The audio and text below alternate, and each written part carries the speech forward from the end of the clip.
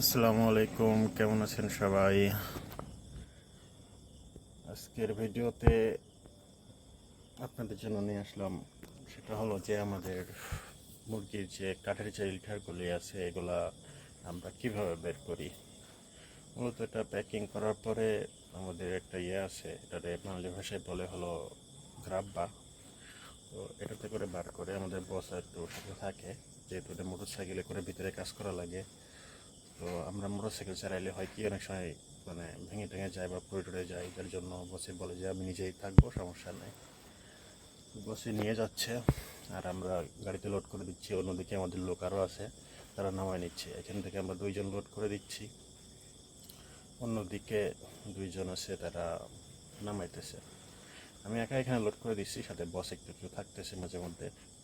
আবার আরেকজন আছে, সেও আসতেছে। সব মিলে লোড করে করে দিচ্ছি আর বসে নিয়ে যাচ্ছে।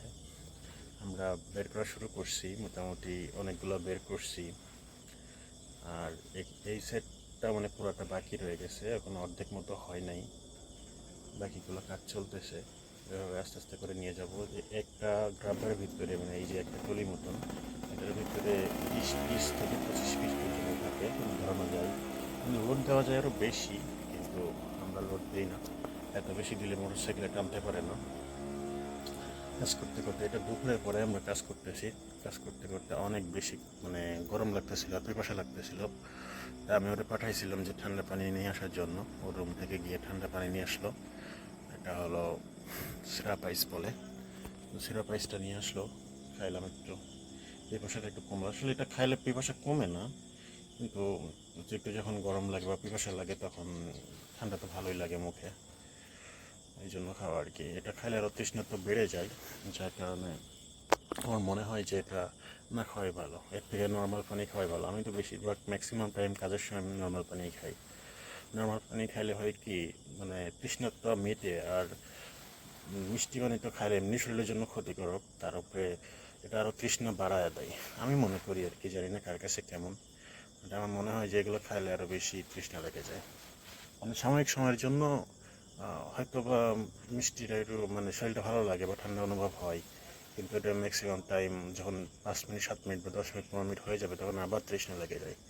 আর যেহেতু কাজ অনেক কষ্টের আবার গরমের, তো পিপাসাটা দ্রুত লাগাটাই স্বাভাবিক। নর্মাল পানি খাইলে কি এটা আর হয় না। যাই হোক, আমরা সব আনে আনে এক সাইড করে রাখতেছিলাম আর বসে নিয়ে আসতেছিল তার মোটর সাইকেলে করে ওই গাড়িটা। ওই গাড়িটা আমরা আস্তে আস্তে করে লোড করে দিচ্ছিলাম।